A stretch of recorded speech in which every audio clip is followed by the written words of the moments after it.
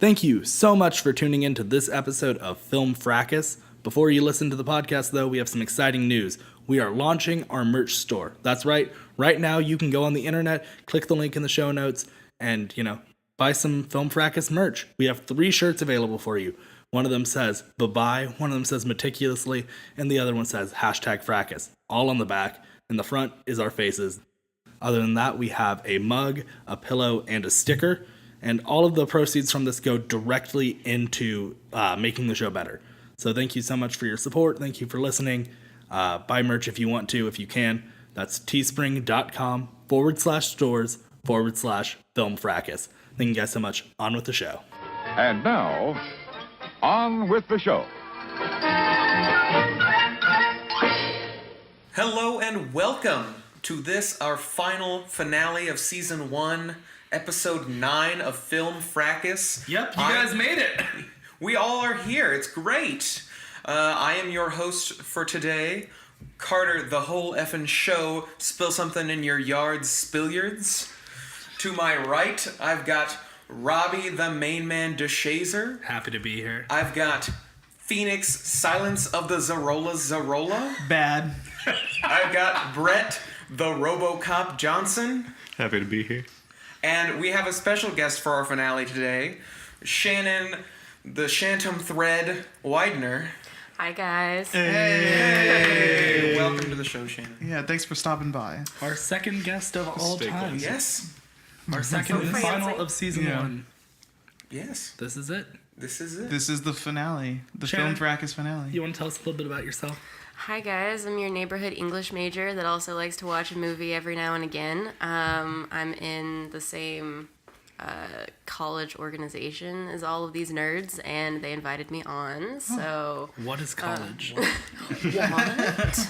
What? So yeah, that's me. I also did like Phantom Thread. Didn't originally like Phantom Thread, but it also rhymes with my name, so I went with it.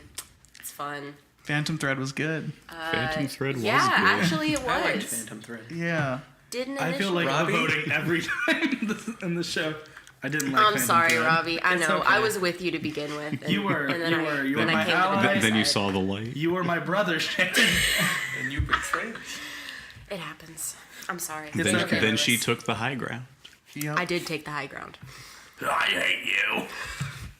It's fine. That's a quote from Phantom Thread. It is. Yeah. You're right.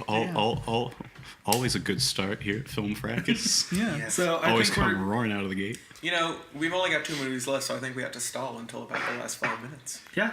All right. It only takes 2 minutes Stall? to talk about each of these movies, right? How was then everyone's let's day? just do it. It's all right. If you're listening to this, you can go ahead and fast forward like the first 30 minutes. Skip ahead. No. Okay, but let's get into it. Yeah. We Yeah. have 2 films left. Carter, you want to give a quick recap of the entire season? Oh my gosh, I will have to remember. You want to do it in a rap form? So, Please do. I can give you a beat. no. Oh, what do you think? Phoenix or is Phoenix way can. ahead. Already on jumped top in of on that. Phoenix's beat. I'm going to say Jazz no. plus jazz equals jazz. Okay, But let me look back. So we started episode 1. Everyone was so happy that we all had our films. There were 12 of them. So many 12 films in one episode, and yet it surprisingly was our shortest to date, I think. That is Nice. true. Yeah. But we started episode 1, said goodbye to La La Land, #La La Land lost first. Rip. Dab. Sad stuff. Please, That oh, dab. that Again. dab, no. Then episode 2, we said goodbye to Oh, who did we say goodbye to that? Lord of the Rings. Lord of the Rings, yes. 'cause Oh, it had- someone's bitter. It Not had, dabbing. it had a shit story. So goodbye, Lord of the Rings, Return of the King. Okay. Fellowship of the Ring. Fellowship of the Ring. Are you even part of this podcast, Was I here? Carter? Who knows? Who knows? Was What I is here? happening? Am I the only one on know. this Like podcast? Phoenix in one episode, it's only 10 in the morning. But I you're know. so tired. I know. Why am I so... It's not 10 in the morning. It is actually 10 at night. Literally. Literally, right now. keep Then going. episode 3, we said goodbye, a fond farewell to the... The Shining. But before Yes, that, but before that, the Big Lebowski. Yes. Because it had it coming. it was a double elimination. That was a double elimination. It was It's been our a long jaw-dropping day, moment guys. or something. And And then I was yes, sad. Goodbye, Silence, or goodbye, The Shining. I'm still bitter about that. I am So too. is I don't know. I'm feeling pretty good about it. I And feel then, like Of I course. feel like everything ended up where it should Excuse be. me? Episode 4. Sorry. It's We Lilo said- and Stitch. Goodbye to Lilo and stuff. Oh, No, I just remember the order. Everything was voted on. Brett still has it deep internalized. It's a like cut. I mean, I would be I mean, lying if I said it childhood, doesn't but- hurt anymore, because it does. But I also just remember what was voted off what Yes. week. Episode 5, we said adieu to. Brett, I don't know. I don't feel Wow. bitter Come on, about Brett. that one. That He doesn't dead remember silence the getting moment. cut. So. That was Moonlight, right? yeah. Moonlight? Yeah, it was Moonlight. What is Best the production what's the design, topic? correct?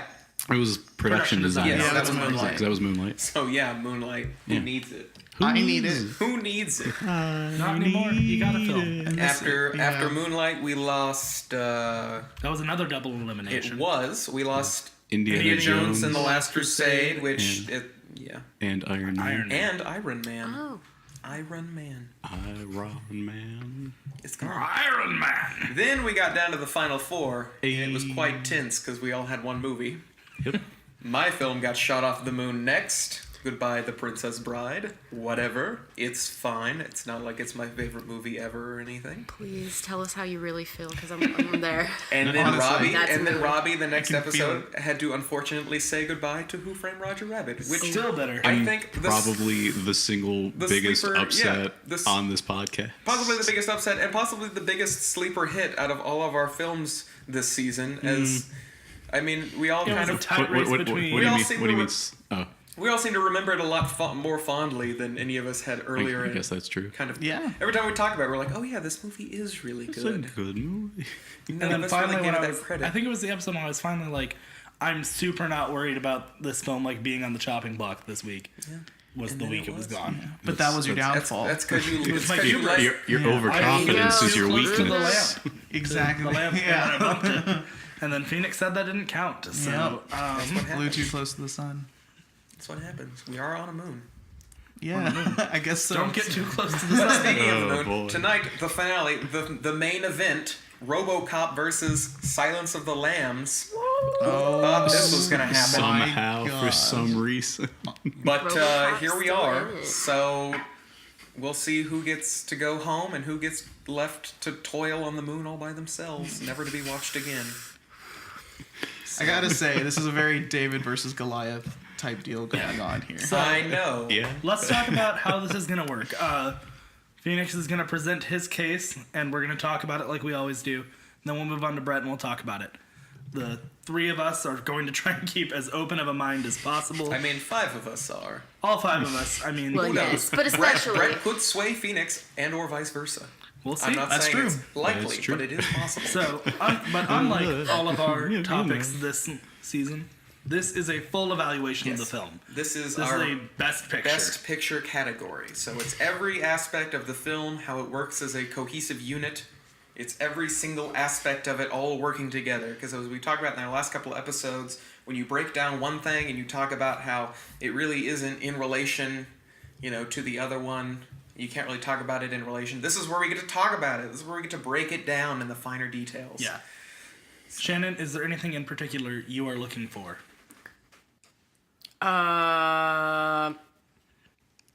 No.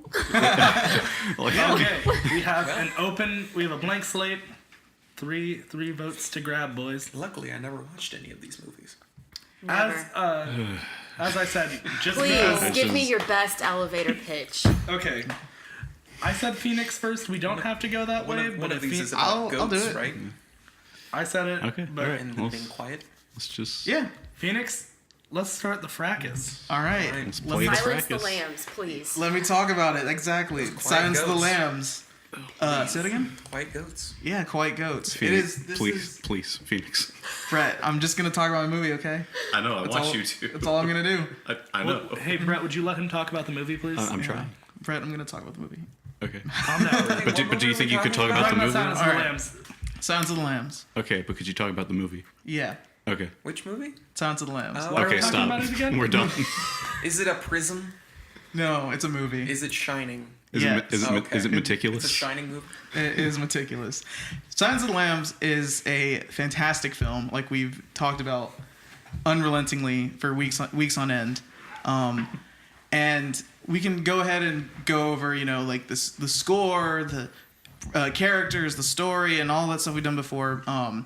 You've heard all that before. You know why it's made it this far, so I'm not going to go over that. One thing I want to stress about Silence of the Lambs is the performance and the theme for Silence of the Lambs. Performance-wise, I mean, it's just, an acting clinic. There's Anthony Hopkins as Hannibal Lecter.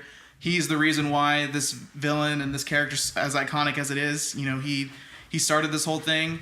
The way he just delivers his lines, the way he presents himself, his body language is all so cunning and so scary and intimidating, and he works it like a charm. Every line he says feels so calculating and intimidating and scary, and he just does so well. And he's matched with Jodie Foster, who also puts on a great performance, and maybe compared to Anthony Hopkins, an underrated performance, though she did win the Oscar for it. But no one really talks about Jodie Foster's performance in this when they speak more about Anthony Hopkins. But she kills it as well. She's like a very good foil to Anthony Hopkins.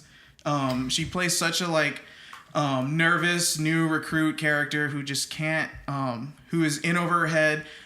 She is a very fish out of water situation here. This is a case she's not ready for, and she plays the West Virginia kind of nervous young recruit character really well. All of her talks with Hannibal Lecter, and you can see the fear in her eyes, is so well done. It's a lot of emotion without dialogue. It's a lot of just facial expression, a lot of responses, and a lot of reaction to Hannibal Lecter. Her scenes with Buffalo Bill and her other recruits, you can really find her shy and timid atmosphere. Same with the actor who plays Buffalo Bill, whose name is escaping me right now. I don't know if someone wants to look it up. Yeah, he is on another level as well. His character is just so psychotic and disturbing and disgusting to see, but he plays him so masterfully as whenever he's torturing the woman in the well, or when he's chasing Clarice in the final, I guess, or climax of the film. The way he moves is so slithery and dancey and has kind of a rhythm to it. But he's also such a predator in the way he tries to attack people, and it's just so incredible to see. So the performance, I can't stress enough, are really fantastic in this film. I think also one thing this movie does great is it tells such a great story and has such a great message, and sort of kind of someone going against the odds. We've seen so many spy agency kind of films before, FBI movies before, but I think this one sticks out because it is such specific to how the case is applicable to the character itself. This is a guy, Buffalo Bill, who his crimes are that he's mutilating and cutting up these innocent women, and it is torturing them and is cutting them up, killing them, and specifically targeting these women. And you have the character who's trying to stop this man, just this kind of very shy, nervous woman herself, who is just like the people that Buffalo Bill tries to take advantage of and really try to get the better of. So, and I think that's something that is sort of overlooked, but also drives home this really great story, is it is both someone, while dealing with such a madman like Hannibal Lecter, it's someone who's very much going after the person that is trying to kill this person. And I think it's not just another cop who's trying to stop a crime that is unrelated to him, but it's just against the law. It's really someone who's doing that, but also doing it to kind of go against what the implications of the villain itself. It's someone who has this personal attachment to this type of case and really wants to do it herself, even though it puts her at the most danger than it would any other FBI agent. And I think that's such a strong case, or a strong point of the movie. I think it's fantastic. I think Hannibal Lecter's relationship with Clarice is second to none. I think it's a relationship you don't see in other movies. It's like a friend, but also the scariest friend you've ever seen. It's someone who will really actually help you out, but as long as they just manipulate and destroy and break you down emotionally just out of fun, but also is an actual valuable person to help you out. So that's unique in its own. I think as far as like story beats, I think it hits all those points. And yeah, I think Jonathan Demme just made a fantastic film. It's great in every like facet of filmmaking. Great cinematography, great score, great characters, like what we've talked about before. It's well done in all of those fields, and I think it really drives it home in the other parts of the filmmaking that we're talking about, like acting and story and theme and message. And yeah, it's great. It's so good. Yeah, but what do you not like about it? I don't really like, how long it is. I'm just kidding. It's a great runtime. But I really like it a lot. But what do you not like about it? I don't not like anything about it. Wow. So if you're being cross-examined in a court of law, and they had you hooked up to lie detector, they're measuring your pulse and how quickly you're breathing, you're absolutely positive there's not one facet of that movie that you don't like, or that maybe you started off not liking and then grew to like. I mean, when I first watched it, I think I kind of saw it as, just an achievement in every kind of field. Seeing it again, I feel very similar. I would say the only thing that I really, really have a problem with is something that I think Robbie brought up before in another episode, was like the criticisms about the transphobia in the film, which I think is a problem. And I think it was something you said we could talk about here in this podcast and in this episode, because I was waiting. I don't want to sound like I was waiting to slam it, but like it was something we talked about a little bit in. Yeah. And I think it is maybe my biggest critique of the film is the transmisogyny in it, and just the fact that like it perpetuates a trope of like a trans killer, like that starts kind of with Psycho, and that people who identify as trans are just something is so wrong with them that they snap and can become dangerous, whereas I mean they're just normal people. And I think they just live their lives and Yeah, and I think that is something that I hold more of a problem with the original source material, but I'm not going to ignore it for this movie. I think it's, like maybe my only like real complaint about it is it does push on that that kind of false narrative. So what I would say about the film versus the book in the situation, I haven't read the book, but what I can tell you is like if it is an issue with the source material, it's an issue that could have been avoided in this. Totally. I'm not saying that like you make Buffalo Bill not identify as trans or not make that, but the scene where Hannibal Lecter kind of equates the like hunt for beauty that Bill has with needing to kill, and that all stems from his confused sexuality and gender identity as the stem of it, is where it gets a little shaky. Like, you don't have to necessarily include that. It's, I totally agree. You can talk about the fact that this guy wants to kill people and skin them and turn them into clothing without talking about his gender identity. Absolutely. And I agree with that completely. And I would even go a step further and say the inclusion of having the FBI agents kind of deduce his problem is being like his inner self wanting to be a woman is very problematic and not appropriate at all. The reason why I like Buffalo Bill still, even though he's like a very problematic character, we talked about is this, we talked about the antagonist, episode. But I think this is a case where I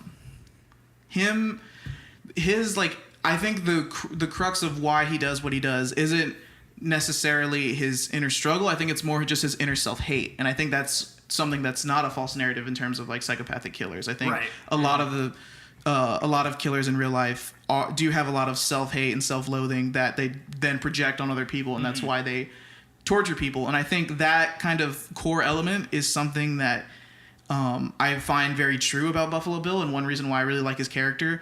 I think the FBI is like I guess, analysis of him kind of falls into that sort of transphobic language, and I don't think that's great at all, and I think that's, definitely a black mark on the film. And that's exactly what I'm getting at. It's like, you can still talk about the character's self-hate, but saying that self-hate stems from gender dysphoria or something like that is, like, just unnecessary. Yeah. It is just transphobia. It's transphobia for the sake of transphobia. Definitely. And that's where the film kind of shows it's like it's like definitely what the social thinking was in the 90s towards like transphobia or transgender, like trans people, which is not something that you should still be okay with, but it's a lot like those, like the Looney Tunes, like the with Speedy Gonzales seeing the title cards before. It's like, it was wrong. It's wrong now. It was wrong then, but we're not going to change it because it was like nothing was happening. Right. And like I was saying, like I think the if you look at it from a core, and even with most like transphobic comments, when you look at it stuff in its core, it's a lot of like inner self-hate, a lot of self-loathing, a lot of low self-esteem for your own appearance and your own kind of acceptance. He's very much about image. Exactly. Because all he's trying to do is look more beautiful. Exactly, and that's why he kind of makes the skin suits. Yeah. So it's a lot of about appearance and his own self-image. That is, I think, the main problem, which is something that I still find as like very interesting and such a compelling part of an antagonist, is his like really deep flaw and why he does what he does. Yeah. So yeah, I understand the kind of transphobia that kind of exists in it now. I just think it's appropriate for us to address it. I don't know if it necessarily lessens the quality of the film. It's just one of those things that you look at and you go, ooh, this, maybe in hindsight, this doesn't age as well. And some of that is what this comes down to when you're talking about 100%. Best Picture, 20, 30 plus years after each film's been released. Definitely. I do love this film. It's one thing about this movie, when you talk about it as a whole, I can describe it as sinister and ominous, which are two things that lots of movies strive to achieve, but that they don't always successfully get there. And Silence of the Lambs really nails, it hits the nail on the head. Like, everything between the music and the cinematography, and like you said, the performances are so phenomenal in this movie. Perhaps it's iconic. They are iconic. It's perhaps its strongest feature is its performances. But how it all kind of weaves together seamlessly, because like, you take the music out, and is it as effective? You take, the movement of the camera out, is it as effective? You put someone less compelling in as a character, is it still as effective? It's all these different pieces coming together, that's really so, like, it's such a beautiful marriage of filmmaking between different aspects and parts that makes it very effective. And I agree with y'all on the social commentary that it's problematic. I think other than that, like if you were talking about the film itself, it's pretty well paced, as with any kind of mystery movie. I think it plateaus just a little bit in the middle, as they're like, because it's after they've already started the hunt, but before they're like, oh, we think we've got him. The pacing of the movie plateaus a little bit. It gets over it pretty quickly. I don't think it's that big of a deal, but it is. I mean, when we're getting nitpicky with this kind of thing, I think that's definitely something to be said. But yeah, that's what I think about that. Yeah, it's the perfect Valentine's Day movie.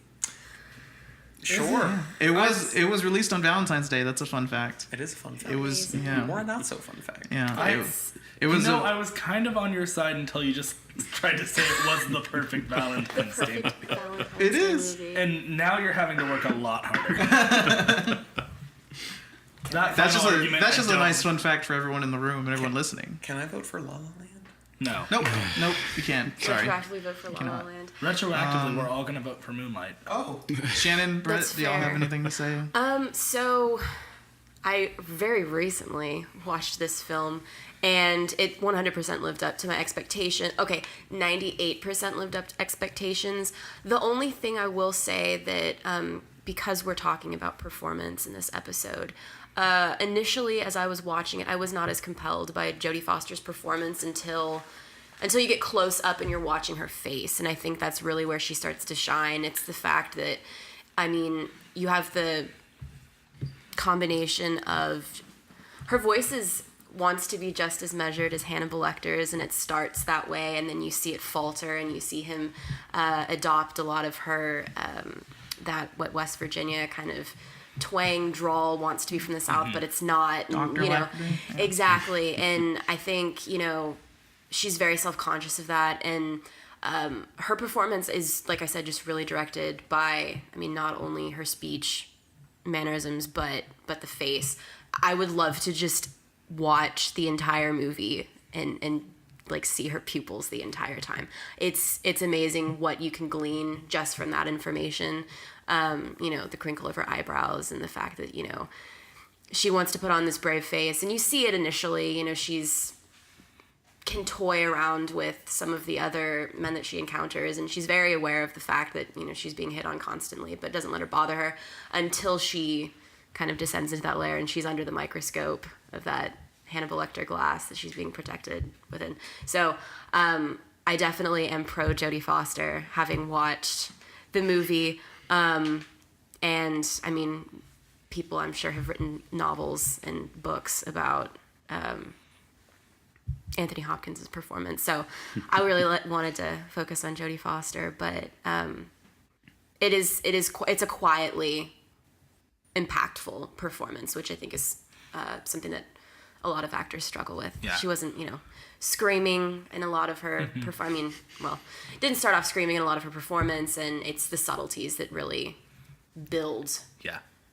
What I would say, just to piggyback off that a little bit, you know, it is such an incredible performance from Jodie Foster, and it sometimes is a shame that Anthony Hopkins as Hannibal Lecter is such a masterful performance, because, I mean, any other film against anyone else in that role, you'd be like, yeah, they're both really good.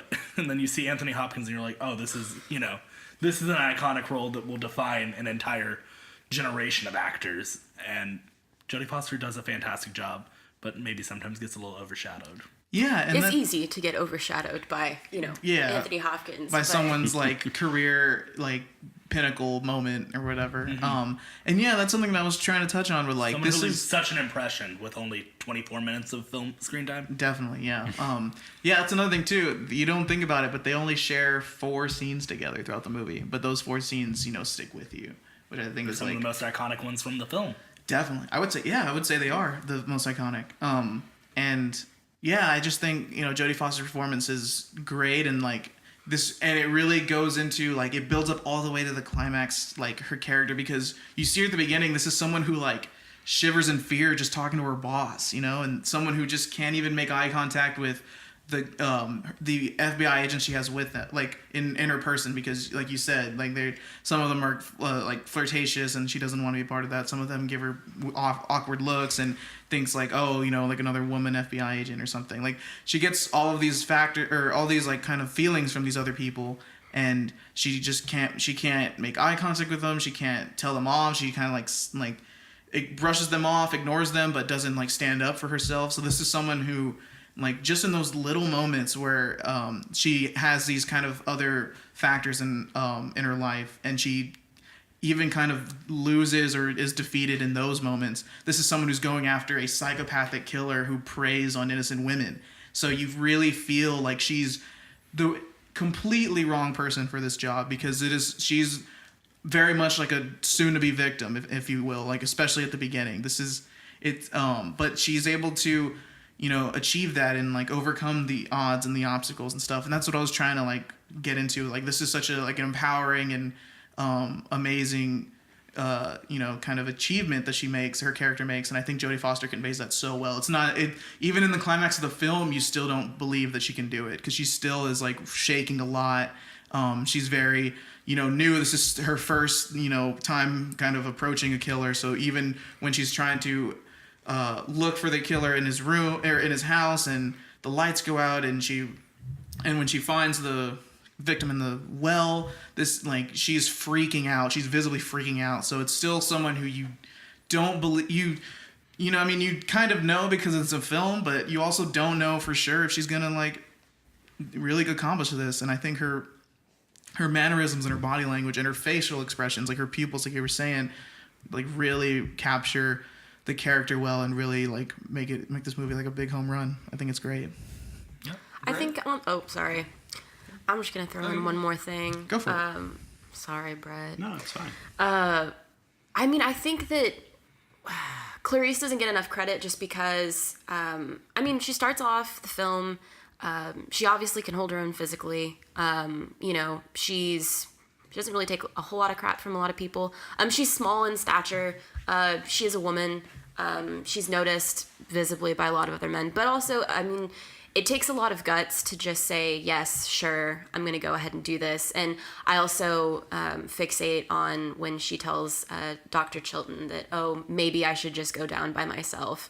And then they have a little bit of repartee and, you know, oh, why did you could have saved me a lot of time. Oh, I just wanted, you know, the pleasure of your company. So she knows what she's doing. I think any normal person with a pulse would be, you know, a little bit worried about going down there by themselves. And I also have to, in my mind, I'm like, I'm still, you know, would this really happen? Would nobody escort her down there? But at the same time, I mean, you know, I think she knows what she's doing to some extent. I don't know that she knows the full extent of what she's getting into, but I don't think that she shies away from it at all. I mean, she's obviously seen and known a lot of trauma in her life, so I think she is in some way an ideal candidate. I mean, it doesn't help that she also fits the profile of a victim, but I mean, she has a lot of other defining characteristics that set her apart and really establish that, you know, she's definitely capable. Definitely, yeah. Her skills and her intelligence carry her to be, you know, such a great agent, and that's why she's able to do what she does. She knows what she's doing for sure. Emotionally and maybe like in identity, she's, you know, a little nervous and intimidated, but yeah, for sure, like I'm a little nervous for her. Yeah, but her actual like intelligence and skill level and, you know, training, all of that, you know, culminates to why she's able to do what she does. Yeah. Brett, your main opponent for What do me. you think of this movie? Like, I don't know what I can say that hasn't already been said. Like, yeah, it's a good movie. It's a great movie. It's an iconic movie. It's got great performances. It's got great characters. Just everything about it just comes together just so well. And like we've talked in the production design, cinematography, and score episodes, just all of it just comes together to just be so good. And just the character of Hannibal Lecter, only there for 24 minutes, but still just blows everybody away. Jodie Foster, she's got the smarts and she's got the skills, but she's still always kind of like it feels like she's about to like just like a stiff breeze might make her crumble, but she keeps with it. And I'm gonna be honest, it's been a while since I've seen Silence of the Lambs. I remember all the scenes that we're talking about, just not as in depth. Like I saw it back in high school, back when you think you know everything about cinema and whatnot. And I was kind of like, yeah, it was a good movie. I've seen Silence of the Lambs. I like it. Yeah. Back when you see Memento and you're like, oh, people don't know about this. Yeah, exactly. That period of time. Wait, guys, have y'all seen this movie? It's called Memento. Oh, it's so good. I just found it on Netflix. Oh my goodness! Wow, a hidden gem. It's a Christopher very, Nolan, very like hidden gem. before anyone knew who Christopher Nolan was. Before Batman? Before he made movies before Batman. I know. He made Batman? What? Yeah. That's crazy. Anyway, Brandon. Might get my fingerprints on that train wreck. But yeah, and so it's like just with all the conversations we've had, you might have noticed like I don't talk about it like as adoringly as the rest of us here, but it's like that's not to say that I don't like it. Like I still recognize it's a good movie. It's just it's been a while, but that's no fault against the movie. You're gonna have to remind me. I remember it opens up with Jodie Foster kind of like doing like the obstacle course. Mm-hmm. Is this the movie where it opens up where like she does like the tactical clearing, but she doesn't clear the corner, so the instructor or proctor like comes up to like behind her with the gun? And it's like, you're There talking is- about the shooting, the shooting range at the beginning. yeah. Okay. And so it's just, I like that. I just feel like that, just like that, and the rest of her character just like really like that whole opening tells you just exactly what you need to know about her. It's just kind of like, yeah, she's got the book smarts, and she's got all the book learning down. Like, you know, she's not perfect, and so you know exactly who she is and like where she's coming from. And it's like, yes, she's capable, but like she hasn't really gotten her feet wet, so to speak. You spend the whole movie wondering, Like, you know, yeah, it's kind of like, she's ready in theory, but is she going to crack ready? under the pressure? Is that stiff breeze going to come by and make her crumble?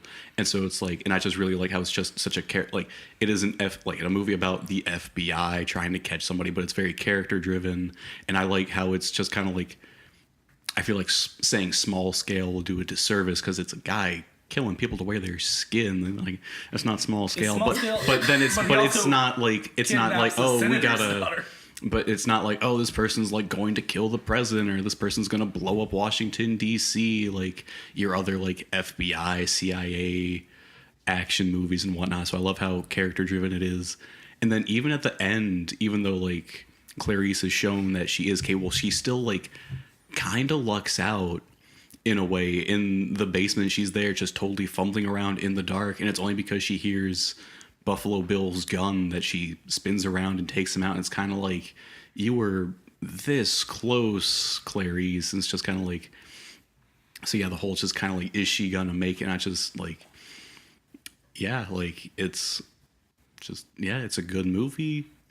I mean, like Carter said, there is that one spot where like it does kind of plateau, but that's being nitpicky about it. And This is where we get to be nitpicky, though. yeah, I know. And just like as we've said before, like about like each of our movies, there is that kind of like give and take and ebb and flow, and like it can't be on all the time. But yeah, just still overall, it's a good movie. Like, yeah. Yeah, and I appreciate you showing its merit or whatever. I know we're at odds right now, but we both love both of these movies. I mean, like, yeah, we both like these movies, and it's like, yeah, we're technically competing, but I don't see any reason to try to unnecessarily and unfairly and what's Take the word? jabs. Yeah, just kind of like uncharacteristically take jabs that aren't like sincere or anything. It's like if I had legitimate like big criticisms, I would bring them forth, but just everything we've talked about, everything I've heard based on my personal experience with it, there's nothing outstanding. Like, is it a perfect movie? No, some things are problematic, as we've talked about, but like, yeah, it's like, it's good. Yeah. I agree, of course. It's so fantastic. I think also incredibly rewatchable. And there's a reason why we still talk about it today and still watch it today, because it's so good. I don't know if I have nothing else to say on it. I don't know if y'all do. Anyone else holding anything back? Oh, go ahead, Carter. Go ahead. Just so it is out there, not that it necessarily has to sway anyone, but this film did win Best Picture. It won 1990. five It won Oscars. 5 Oscars. Writing, It won both actor, actress, writing, director. directing, and Best Picture. Picture. And it was nominated for That- sound and filmmaking, or film editing. That actor was a Filmmaking. supporting actor, just so. To be clear, it was a supporting actor, not actor. Yes. Because Yeah. technically Hannibal Lecter with his screen time Right. Yeah. Does Right. not qualify. Or was not a lead actor in a leading role. He's a supporting one. sad. Yes. Yes. Okay. Yes, we checked that. Okay. Yeah. Then yes, that's what it was. Phoenix, since this is your film that you're defending here, I thought I'd ask. So I know that I'm trying to think of other serial he did killer have a leading role. movies. What other serial killer I stand movies do we corrected. really have that, I mean, that came before Silence of the Lambs?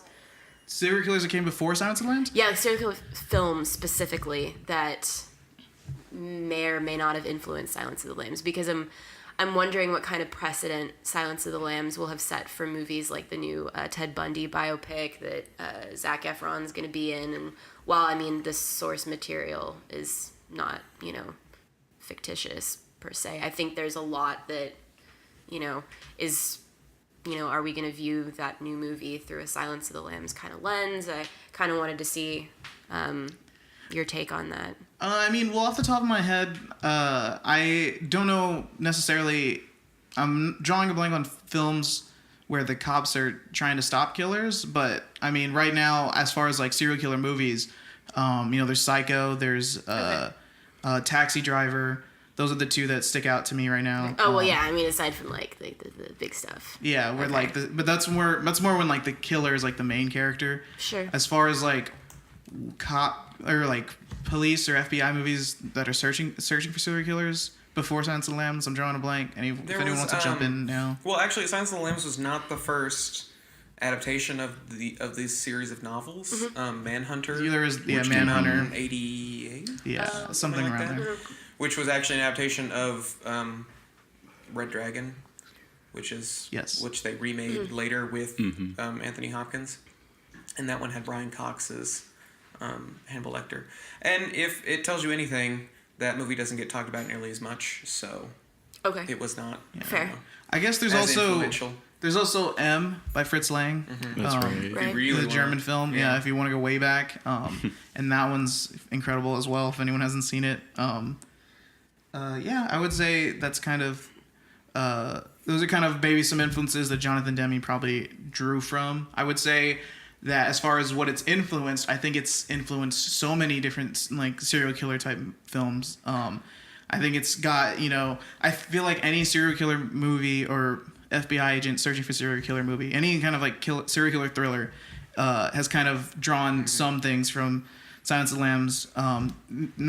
Recently, that Netflix series Mindhunter, I know takes a lot from Silence of the Lambs, especially with the ebb and flow of like killer to police officer kind of speaking. I think Zodiac also takes a lot from there it. You go. Seven as well. Seven with Kevin Spacey's role, who we don't like. But they all take a lot of clues, especially the better ones, like to create an entire mood for the film. Like it's and I think just in particular, like how I feel that before Silence of the Lambs, maybe, and I could be speaking totally wrong because I wasn't alive before Silence of the Lambs, but I think the sort of kind of idea that most audiences had and the way media portrayed it was that these serial killers were crazy and wild and like very frantic and manic and like insane, just axe swinging killers, like The Shining that I also had earlier, but and like all your like 80s like trash horror movies, Friday the 13th, Nightmare on Elm Street, exactly, what have you. It's just crazy people being crazy, exactly, and I think and slashing their way through life. And I think Silence of the Lambs, and I think Silence of the Lambs broke the mold in being like a killer movie where this guy's a doctor who speaks very with a very high vocabulary and very sophisticated, measured and smart, and knows things, and is calm, like in a like tone and body language. He's very reserved, not reserved, but he's very confident and self-assured in how he presents himself. Exactly, and I think that's something that was different at the time, and I think now a lot of serial killer and killer movies kind of take from that, is these killers that aren't just crazy violent human beings, but are people that are actually very educated and sophisticated, but just happen to have these homicidal tendencies in their brain and stuff. And I think that's something that Silence of the Lambs kind of started and has, been an existing trope now on from in popular culture. Yep. So we've talked that film to death now. Yes, I think it is time to move on to our other competitor, the one, the only, RoboCop. Take it away, Brett. So, yeah. RoboCop. I love it. That's it. That's it. There it is. Good Let's night, vote, everybody. guys. Bye, guys. Man, that was so good. That argument was so good. Yeah, well, let's do the vote. Compel us, please. But, yeah, I don't really know quite where to start because... Start at the beginning. First time you saw RoboCop. First time I saw RoboCop. You were but a wee lad.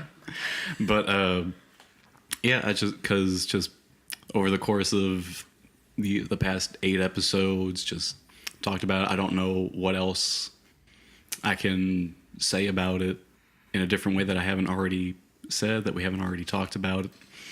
I think it's a lot better than people kind of give it credit for. It is always kind of, at least whenever like I talk to people about it that aren't like super familiar with it, they're just kind of like, oh, like it's that dumb movie about a cyborg police officer. I'm like, yes, it is a movie about a cyborg police officer, but it's so much deeper than you would think, especially since it came out late 80s, just at the height of just like cheesiness and just like B-list movies and trash horror and all that. And just like, even initially Paul Verhoeven, he got the script and he threw it away because he's like, I'm not making a movie about some guy that gets turned into a robot cop. But then his wife took it out of the trash and looked at it, and she's kind of like, no, I think like if you apply like your sensibilities to this, you can like make a good story, because like it's about this guy trying to be human. And he's kind of like, all right, I'll take another look at it. He did. And he talked to Ed Neumeyer, the writer, or one of the writers, and he made it. And we got this really surprisingly deep, surprisingly complex and layered sci-fi action, like even like almost like neo-Western kind of movie out of it. And it's just a story of this one police officer that wants to do right by his family in futuristic, dystopian, rundown, industrial Detroit, where Omni Consumer Products has basically just taken control of everything, and they're managing the police department right into the ground, and the people up there are treating these police officers' lives as pawns so they can get their contracts and their ideas to the forefront.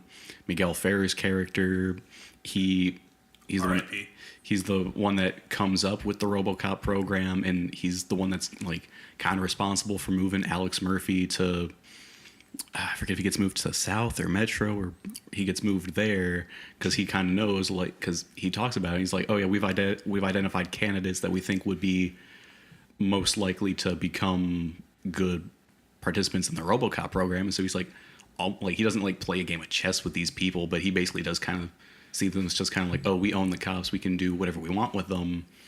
And he just takes this humanity away from Alex Murphy in a kind of roundabout way. And then when Alex Murphy is getting turned into RoboCop and he boots up those 2 or 3 different times, just showing like how they're progressing and turning him into a thing that they own and work on, rather than somebody that used to be somebody. And they're kind of like, oh, he's still got an arm, we're getting rid of it and got to replace him with this titanium skeleton and all that. That could crush every bone in your hand, I might add. Could crush every bone in your hand. And so yeah, it just shows just the fall of this police officer that just wanted to do the best job that he could and wanted to just come home to his wife and kid.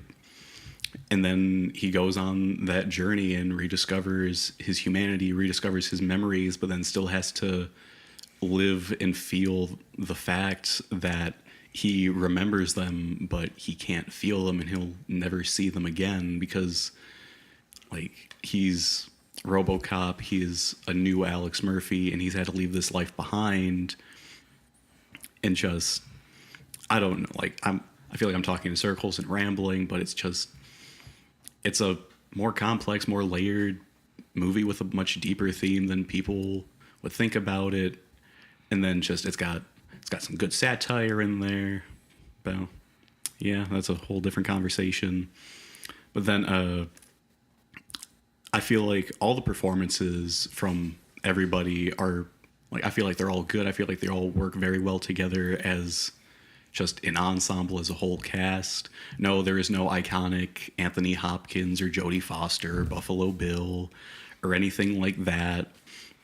But then it's also kind of hard to compare this, like, other than the fact that these movies both deal with law enforcement, I'm not sure we could compare any two so different movies. And so it's just kind of like, yes, with Silence of the Lambs, you have these iconic performances. But the one thing, like, I might say is kind of like, yes, you have these iconic performances, but it's like, it's really just them, but then it also goes with it being a very character-driven movie. Whereas with RoboCop, also very character-driven with Alex Murphy RoboCop, and then Kurtwood Smith's character of Clarence Boddicker. But it's also like the whole cast is there, and like they all work very well together. From Miguel Ferrer to Dick Jones to Dan O'Hurley's old man to Ann Lewis. Just everybody just does a good job. They all have their own unique character, but they also all serve their own purpose and also help to shape RoboCop's journey, and all just show the all the different forces and aspects that are just converging on him and how they kind of affect him and his character arc. Then it's also Detroit, while it is dystopian, I feel It's like also Dallas. it is also Dallas. Yeah, it takes place in Detroit, filmed in Dallas. But something I noticed when I watched it the last time was the police force is actually very diverse and very about equality, because you go through the locker room and there are people of color, there are white people, there are men, there are women, and they're all there getting All naked. sharing the same locker room. Same locker room, all getting showered, all getting naked together. And it's kind of like, hey, look at that. Detroit might be in the crapper, but hey, equality, diversity, it's good. I just wish we weren't getting killed out there, Detroit, you know? home of the Roman bathhouses. Which And then even the police officers, the whole police force, like even they get a say in the movie. It's kind of like, yeah, like OCP is going to manage us right into the ground. We should strike. We shouldn't be taken for granted, like OCP is doing. And you get the interview with the one guy on the street. It's kind of like, police aren't supposed to strike, but like nobody cares about the police. They shouldn't be taken for granted. But then even the sergeant is kind of like, we're police officers, not plumbers. We don't strike. We serve the public trust. And it's just kind of like, there's that very interesting kind of like, yes, like this is their job, but also no one's fighting for them. They're fighting for the little guys, but who's fighting for them? It's kind of like who watches the Watchmen kind of thing. And so it's just like RoboCop isn't the only one having problems. Like the police officers are having problems. Detroit's having a problem. And OCP is just kind of like, yeah, we'll build New Detroit. It's all about the money, dollars and cents, and all that. And then Dick Jones is there playing both sides of the field, trying to get the law enforcement, but also trying to get the crime. And just, yeah, it's just, there's a lot more going on in this movie than people kind of realize at first glance. yes, I was just about to say kind of like, I don't quite know where to go next. Okay. Well, I know it is not a perfect movie. I know it is a product of its time. And so it's like, I know there are issues with it. But I feel like overall it is a very quality movie. It's a very good movie. It also won an Oscar. It was nominated for 3. It won Best Sound Editing, was nominated for Best Film Editing and Best Sound Mixing. Wow, so that's where we can compare it, because it was also nominated and didn't win. But yeah, basically the same movie. Yeah. Now that I think about it, they are the law same enforcement, sound Oscars, Which- you know. Editing. What I was going to say earlier, because you brought it up, I was thinking about it, and I was like, there's kind of a strange similarity between these movies thematically, because they're kind of like complementary opposite kind of things, because it's like Silence of the Lambs is like this very like by the book, Clarice by the book, like clean agent, so to speak, and she essentially has to become more corrupted and work with Dr. Lecter and to catch this other killer. And it's like, yes, we won, but at what cost? Like, what have we become that we let this man escape? And RoboCop's kind of the opposite. It's like, this is a very corrupt world, and he that gives birth to this man, and he essentially has to become a pure spirit at the end, kind of thing. So. Yeah. Fun fact. I was just looking around for Detroit trivia when we were going to do our heavyweight introductions that we're no longer doing. Unfortunately. And, I found out that the motto of Detroit is, "We hope for better things. It shall rise from the ashes." And then, not to get into the whole Jesus allegory, but it's kind of like what you say, like this whole corrupt city gives birth to this guy, and it does rise from the ashes. And so I saw that, I was just kind of like, man, like this movie is a lot deeper than people I was gonna say, give it credit for. The Christ imagery is definitely there in RoboCop. They were definitely going for something like that. Like Paul Verhoeven has said like he did mean to do that, but I feel like it's not like overbearing or like over heavy-handed. I think it's just like, definitely, it's definitely there. it's just it's. If It you want to is find there. it, you can find it. Like they don't try to hide it, but they're also not kind of like, oh, get it, Yeah. kind of thing. Well, This obviously not- was not a movie made by Darren Aronofsky. I love It's not John Carpenter or whatever. I love RoboCop. Wait, John Carpenter. J.C. Carpenter. That's like the classic like Jesus allegory thing. Oh, I was thinking Like the trope, the John Carpenter trope. I was thinking of the director, director, John John Carpenter. Oh, for a second I was like, Michael Myers isn't a Christ figure, is he? Oh, you have to watch that movie. You should see it again. But What? Sorry. But no, I do love this movie because it is very much like you were saying. It's a product of its time, and it is in a way that when I think of '80s movies and I think of like '80s action, this very much is there because it's like you think of like I personally think of like Terminator and like Die Hard, Lethal Weapon. Lethal Weapon, Aliens, Predator, like all of those movies, and it fits in. Like I group RoboCop with that, even though it was actually at the very tail end because it was 1988, 87. and it was 87. Yeah. So it was at the tail end of that decade, but it still very much feels like that. Yeah. But it also kind of, by its nature as a sci-fi film, has a timeless quality to it, in that it is, in this future. And you can definitely feel that it's, an 80s movie, but it does have that kind of we're separate from the current time.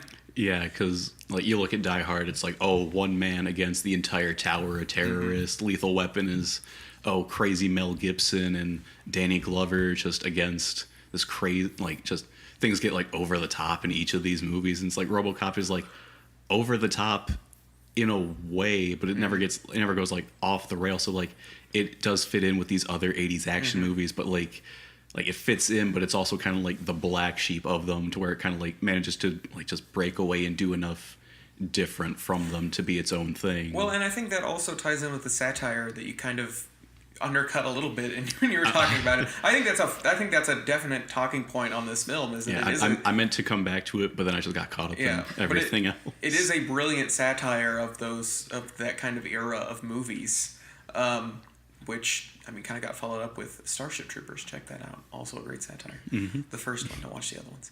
But RoboCop, to its credit, is a great piece of satire and has those satirical elements while also being. It's one of those rare movies that can kind of toe the line between like really good commentary and satire while also having a kind of a core and a heart that the audience can relate to. Because normally with satire, you look at like something like Dr. Strangelove, and it's like, yes, this is brilliant and funny, but at the end of the day, you're laughing when they all blow up. Like, spoiler alert, it's not like What? you're not crying that the world has ended. Mm-hmm. Whereas in this movie, you're like, you feel it at the end when he's like, I'm Alex Murphy kind of thing. What's your name, son? Murphy. Yes. Yeah. Just every time, it's just like, yes. And I agree that this also, like Silence of the Lambs, does a very good job when you're like putting all the elements together, like the music with the performances, with the effects in this movie are kind of like charming, if that's the right word. Like, it's not like, I wouldn't say dated, but they are, I think, kind of charming and kind of fit into its own aesthetic, which I think was really good. Should I say meticulous? Meticulous. I think it's very good. Yeah. Whatever else thinks. Shannon. Performances in RoboCop. What I really liked about RoboCop that I think, sets it apart from Silence of the Lambs is, we talk about Silence of the Lambs being driven primarily by these single actor performances.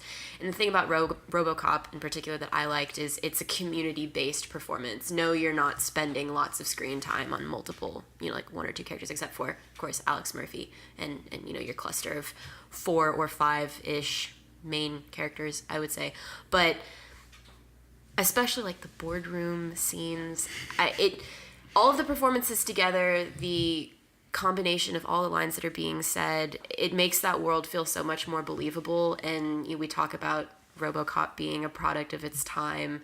But I think once you get past the fact that it's like, okay, this is the world that we've set up. These are the performances that are all kind of melding together to create this product and lift up this one man. I mean, RoboCop isn't like unbelievable based on the world that you've set up and the people that are inhabiting it. And I like that a lot. I mean, yes, it's a fantastic idea. Well, it's a very out of this world kind of idea to me. Just because, of the aesthetic, it's a sci-fi film, it's dystopian, all of these things. It's something that is, scarily getting more accessible as history progresses. But, I mean, these performances all add to it. And a lot of the passing lines that are, kind of tossed aside feel so much more real. And I think that's something that I like a good bit more. Maybe, Silence of the Lambs is not something, of course, that I want to be able to channel or really feel a part of that kind of world. But the performances in RoboCop definitely, make me feel kind of ingratiated in that experiences. And I think that's why it's such a compelling movie. Even for somebody who, no, I didn't grow up watching RoboCop. I have very little experience with RoboCop, but I did enjoy it. It's something that keeps your interest. Just to bounce off of that real quick, I actually did not grow up with RoboCop. Brett! What? The first line. Shannon's upset. The paradigm has shifted. I had always heard about RoboCop growing up. Like I knew it was something that was in pop culture. I knew it was something that was like in the zeitgeist. It was revered. But I actually didn't see RoboCop until 2013, my freshman year of college. I was at a very low point in my life, and I just started at UT, didn't have any friends, hadn't met any of these nerds yet. But you had Alex Murphy. No, I knew somebody that had a bunch I knew somebody that had a bunch of movies. I was like, oh, RoboCop, I'll watch this. And I watched it, and I was just kind of like, wait, this was actually really good. I really liked this. I thought this was just a cheesy movie. And then I've grown up with RoboCop for the past 4 or 5 years. Has anybody here actually grown up watching RoboCop? No, I grew up with a strange connection to RoboCop, though. I saw it. I did the same. I saw it my freshman year when our committee that we're in Showtime screened it. I grew up not far away from Dallas, and I only saw it a couple of weeks ago in preparation for this podcast. So Fantastic. I have an interesting connection. I have an You aunt. are RoboCop? Yes. Okay. I have a great aunt. Robbie Cop. So my grandmother's sister, who her partner he was an extra in RoboCop 3. It's so weird. It's such a weird story because it's not that impressive. But like every time I bring up, my passion for filmmaking or whatever, she's like, "Oh, Gene was in RoboCop 3," and I'm like, "That's the worst RoboCop." Until like 2014, when I was like, "That's the second worst RoboCop. So, but All right, That's pretty cool, Everything's a lie. Everything's a lie. Brett didn't grow Yeah. up with RoboCop, so I didn't know this either. I feel like I'm sorry if I let you guys to believe that I grew up watching this every day of my life. Brett finally admitted this to us. Yeah, I talked to Robbie and Carter about this even before we had started even This talking was about doing a podcast. A late night conversation where we all admitted a bunch of movies that we say we've watched or It's grew like, up with. That we haven't. no, I didn't grow up with it, but I still love it, and that doesn't make make anything you- I say yeah. less genuine. He actually It's still introduced poetry. himself to me saying, "Hello, my name is Brett Johnson, and I saw RoboCop freshman year of college." And I was like, "Oh, hi. Nice to meet you." To reel That is it not back how in, that because went. this is a long episode already. Let me talk about RoboCop just a little bit. Brett giggled because I think I went off on him a little bit in some rage last week when when the upset of Roger Rabbit happened. I was giggling because you said it was a long episode, so I was kind of like, yeah.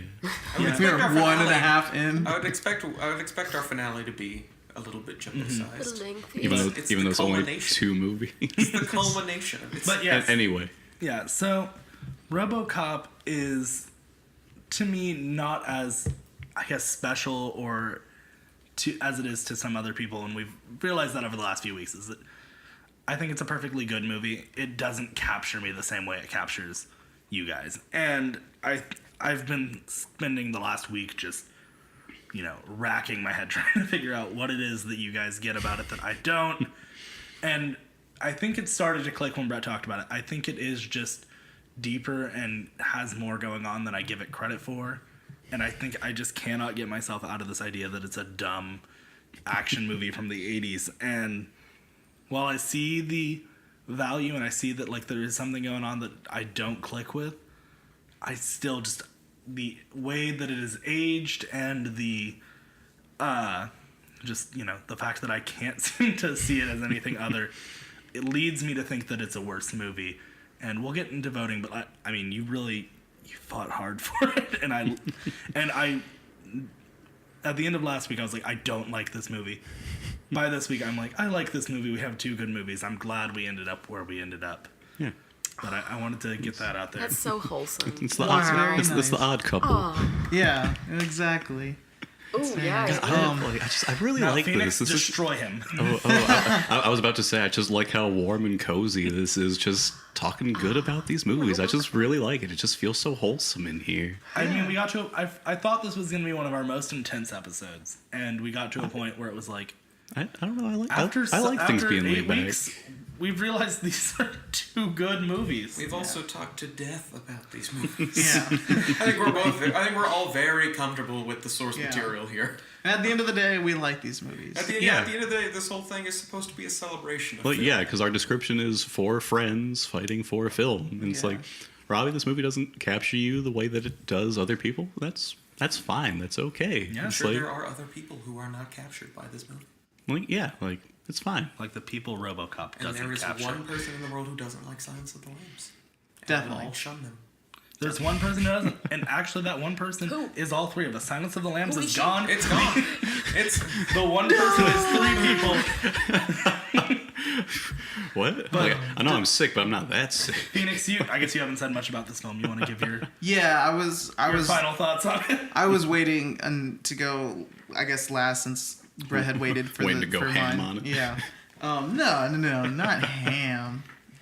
Maybe bacon. Wow. So Canadian bacon. So- Andy, a hot take, sizzling This is- like bacon. this is something that I went back and looked at myself. I went back and listened to all of our episodes and It's breaking out the paper. went out pen. and Created an algorithm. yeah, And he yeah. has this new pitch for a social media site called the Facebook. I thank y'all for calling it an algorithm because it's really just 2 names and a bunch of check marks. Oh, it's a But, pro-con list. I went back in our episodes and I listened to all the times we picked our favorites at the end of the episodes. And I wanted to mark off how many times we picked Silence of the Lambs and how many times we picked RoboCop. We actually picked RoboCop 5 times. I think if could be wrong, but I went back and listened to it. We picked it 5 times for 5 different types of favorites. Brett, I think you were 3 of those, but we did pick probably. 5 of them. And then for Silence of the Lambs, we picked 3. And I actually went back and looked, and I think I picked the other 2 RoboCop, and I think I picked Silence of the Lambs once. So I actually gave RoboCop more favorites than I did Silence of the Lambs, my own movie. Wow. Which is a surprise that I saw or whatever. I don't want to talk about how many times we picked Who Framed Roger Rabbit because it was a good amount. It was intense when it lost. It was like 3 in one episode, Good but amount. overlooking that. So I am a big fan of this movie as well. I think this movie is great. I agree that they're very different from these 2 movies. One other thing that they have in common is they're both Criterion films. Yes, they are. Yeah, they both get their own releases to the eye roll of Shannon. They're both- RoboCop no longer has an official Criterion release though. Oh, It is a What? Criterion film though. It's out of print, Yeah. but it I does don't still. know, but no longer listed on the website, is it? It is listed on the website. It's just Is out, it? it's just Yeah. out of print. It is. Really? Yeah. Yeah. Just says out of print. I have it on my Wow. wish list, even though I know I'm never going to have it. Yeah. So that's another Symbolically adding another it to my connection wish I guess list these as 2 well. movies share if we keep making connections.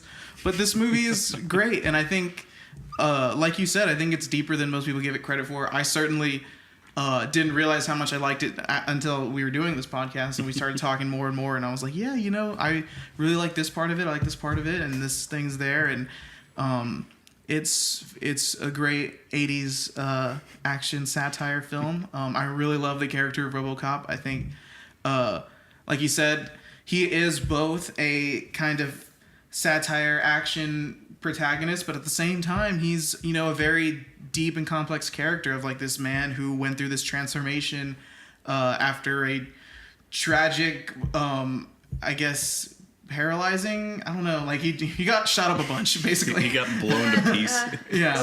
Very few limbs that were left. Yeah. Few blood too. He went through this transformation and almost became what seemed to be more machine than man. And He was more machine yeah. than man. And then this was like, this is, you know, scary to someone, to like a single person, and an experience that none of us know about. But this is a world where machines are kind of becoming like the biggest thing, like better than humanity and better than humans are. But you know, this is a movie that celebrates humanity at the end. It's someone that really finds his human qualities that end up helping him save the day and end up making him feel and become himself. He hasn't lost who he is. It's a very positive film about the human experience and the human spirit, which I think is fantastic. I think that character is so fun as well. Like it's both deep, but it's also like so fun just to see him like take down all these other criminals and like use the eye lock tracker thing that like in his vision and stuff. It's great. His gun is fantastic too. And yeah, it's. I think Carter was touching on this a bit, but I think one thing that this movie does is it's really good about creating an atmosphere and like a world in this movie. It's like when you combine like the score and the score, the color, the locations and stuff like that, and the commercials, it really creates this like dystopian world, this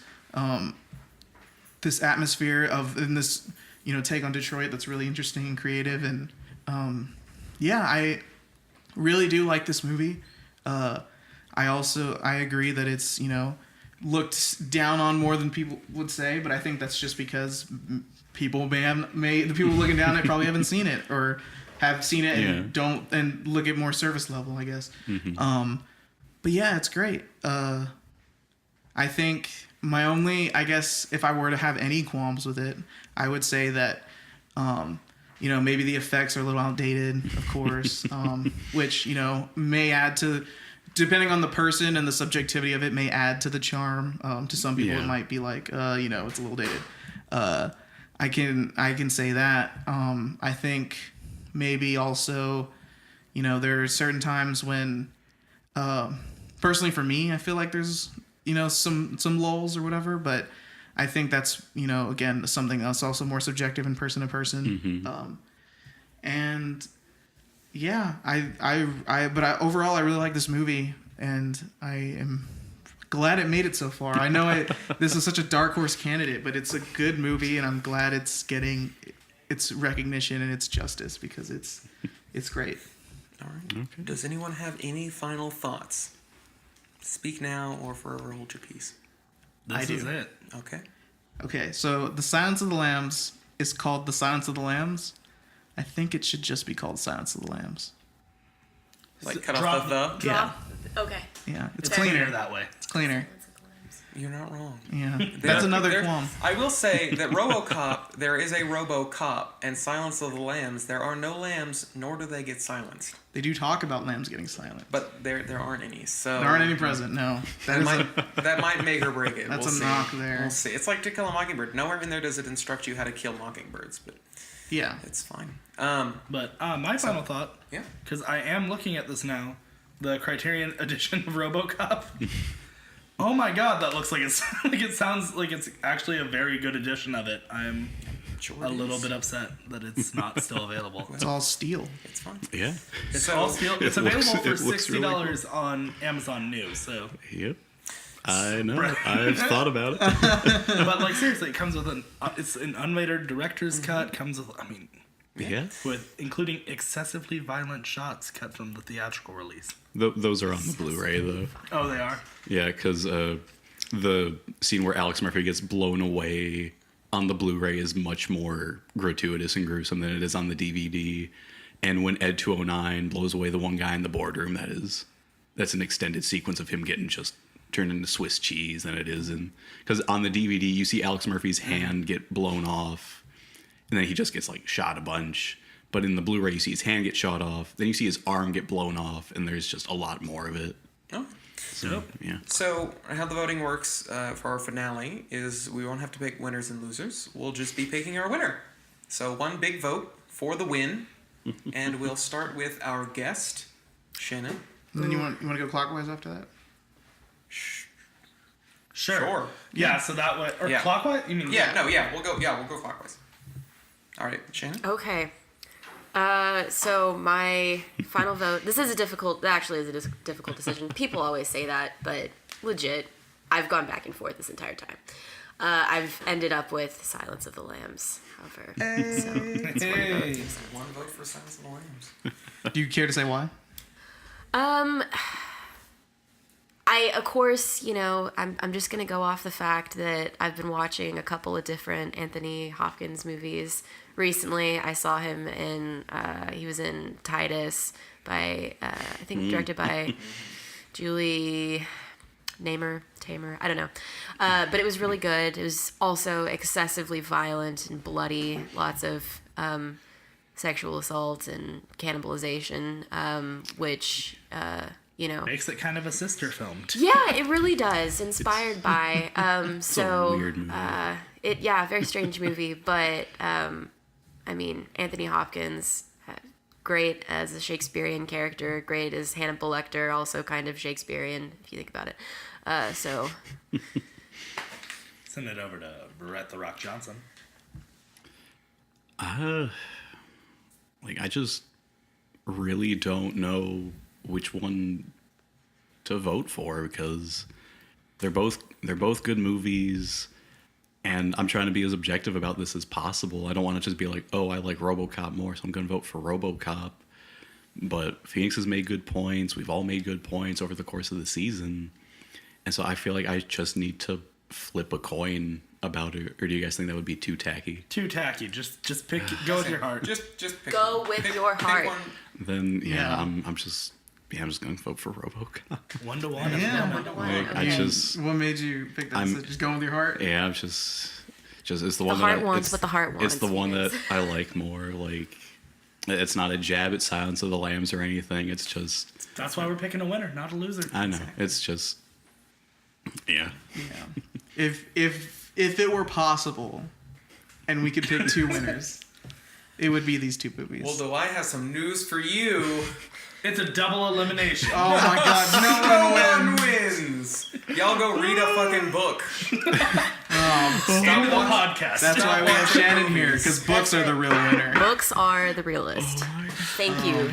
English major out. Oh man. Well, that no, would be so good. no, we're not doing that. No, we're not doing it. Everybody go read actual the actual source material for Silence of the Lambs. Did RoboCop have any source material? No. RoboCop was just OG. City of Detroit. The City of Detroit. Everybody go visit the Detroit. screenplay. It's just RoboCop. Okay. All the robot All cops the in robot Detroit. cops that patrolled, our cities back in the 80s. Just Back Phoenix. during the RoboCop documentary. Phoenix, roll it back in. Phoenix, take it away. All right. So yeah, like I said, it's a tough choice. It's sad that we have to pick one, like Brett was saying. When it's all said and done, I'm going off of my pick on if it's a Saturday or a Sunday, and there's a screening of RoboCop playing at a theater nearby and a screening of Silence of the Lambs playing in the theater nearby, which one would I go to? And I would go with Silence of the Lambs. It's You worded it like, yeah, that's what I'm basing basically it on. what it came down to. Yeah, it's just a matter like of that. Yeah. what would I spend Right. some Yeah, time it's going to just- and not going to. Right. Yeah, they're both great, but that's my pick. Robbie. Robbie, I'm curious to see what you're going to pick. You're curious to see what I'm geez. going What to could pick. it be? I wonder. So, this is honestly so hard. This is so. I don't want to be like so diplomatic about it. But it was a hard after today. After hearing everything, it was a hard decision. I'm sad to see one of these two films go, but I've got to, I got to pick Silence of the Lambs. It's at first I was gonna do a whole thing about inversely, like unlike Phoenix, I was picking which one I'd rather watch a 3-hour cut on FX of, but Also, yeah, but same still idea. Silence of the Lambs. It's nice to get a break in there to get a snack during a commercial break, but yeah, I'm gonna let it sit there. So I know you've all been, wondering what's Carter gonna pick. What's Carter gonna pick? Who The knows? Princess Bride. Yes. Well, it doesn't really matter now, but Ooh. we already have a winner. But I will go ahead and say what I was gonna say.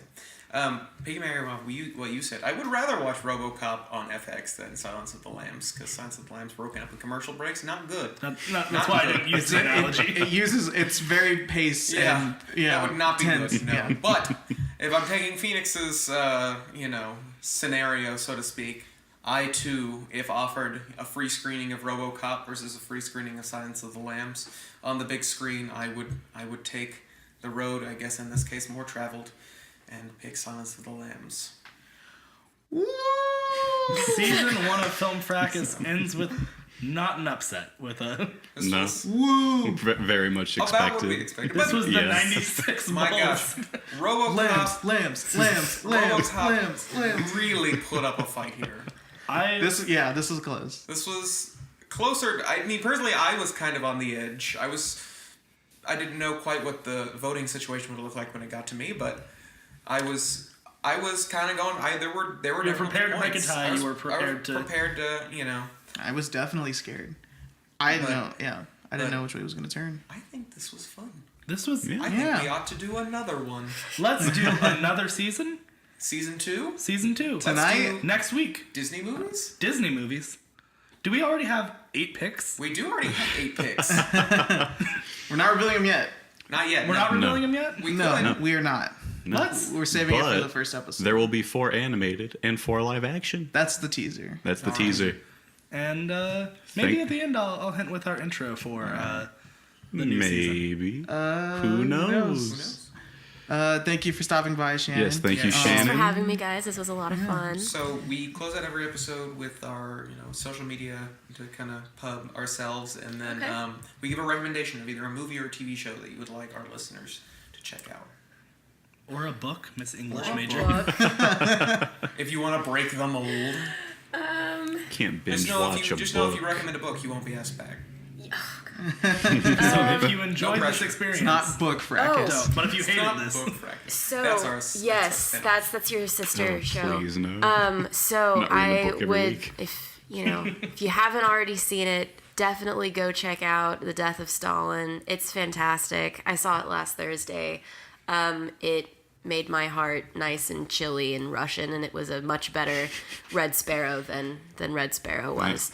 I would, yes, my heart stands behind The Death of Stalin. It's a lot of fun. And where can people find you? Find me on would Instagram, on Facebook. My Instagram handle is, I believe, Shenanagram. We'll tag you in. Yeah. Yeah, y'all should definitely do that. I don't have the most active social media presence, but yeah, it's there. It's definitely there. Cool. Yeah. You can find me on Snapchat at Brett JHNSN1. Post a review of a movie every single day. Thumbs up, thumbs down. You want to know more? You disagree? Send me a message. We'll talk about it. I'm going to recommend the Japanese horror film Ringu, which is what the American horror movie The Ring was based off of. It's very good, very atmospheric, very slow burn, and it's very simple, but also very spooky. Nice. I am Bombass Phoenix on Twitter. Feel free to follow me there. I tweet things that hopefully you'll like. Sometimes it's about movies, sometimes about shows, comedy, sadness, politics, whatever you desire. Sad movie politics. Sad movie politics. All of that is transphobia. all of that accompanied there. Yeah. So follow me there. Hopefully like what I tweet. I don't know if I'm ever going to see a movie again because I still haven't seen a single movie since. But what I will recommend is HBO released this documentary series called The Zen Diaries of Gary Shandling, which you've seen. So yes. Yeah. Well, I need to finish part 2, but it's Okay. so good. Yeah, I've just finished part 2. Actually, like 10 minutes before I showed up here.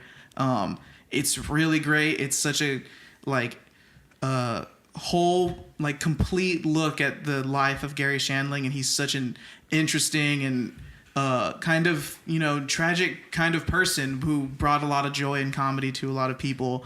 And it's heartwarming, it's sad, it's informative on the kind of person he is. It's great. I recommend it. If you haven't seen it, check it out.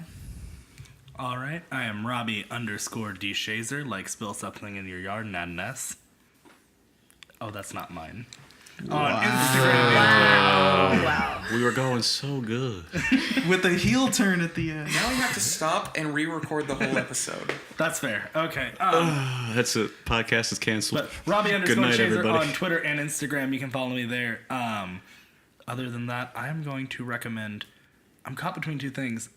Carter and I just watched all of Avatar: The Last Airbender. I'm gonna recommend it. It's good. It's so good. It's so good. So good. I I was like gonna it. recommend a movie that wholesome. everyone's gonna recommend to you right now, so you can get that from a friend. But yeah. I am at CA Spilliards, like spill something in your yard and add an S on Twitter. That feels more appropriate. Yes. A little bit more. Yeah, maybe. Spilliards, like SPILL, spill something like in your yard at YARDS. Come on. Okay. So you're at CA_DeShazer. Correct. So _ Robbie Spilliards. yes, The Rock Johnson. Shenanagram bomb ass. Yep. Bomb that's ass it. shenanigans So- on Yik Yak. I'll be recommending. I just discovered that it was on Amazon Prime actually. So if you've got that, go check it out. But Eureka, it ran for 5 seasons on the Sci-Fi Channel. It's so good. Like it's like the perfect amount of like. It's about this regular dude, this sheriff who like is a fish out of water in this town of super geniuses, and it's like got sci-fi in it, but it's not like over the top sci-fi, and it's just really fun because he's very much like fish out of water. Like, what am I gonna do? This is so weird, and everyone else is like, yeah. And it's like, what am I gonna do? So it's great. It's great fun. Go watch it, please. I didn't know anybody else had ever seen Eureka. I Yeah, love I didn't know show. that either, but that is on brand for you, so I believe Yeah. it completely. I was so happy when I found it was on Amazon because I almost bought the whole series the other day on Amazon, and I just saw that they added it to streaming, and I was like, yes, I don't have to spend. They only have it on Blu-ray in Germany. Was the only place they released it on Blu-ray, so I always have to buy all the German Blu-rays Sure, of it. why and I not? was like, I don't want to do that. So that's beside There the you go. point. Beside the point. This has been a fantastic season of Film Fracas. Yeah. Fantastic episode, fantastic season. Thank you all for listening, and Join us again next Yeah. week. Yes, next for the beginning of Season season 2. two.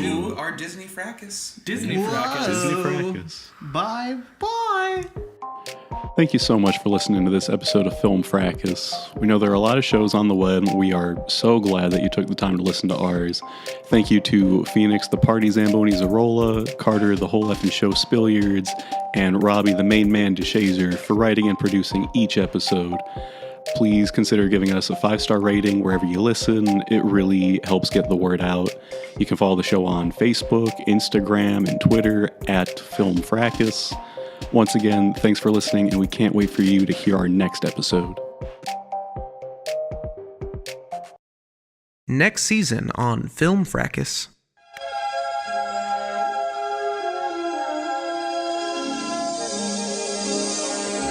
And now, on with the show.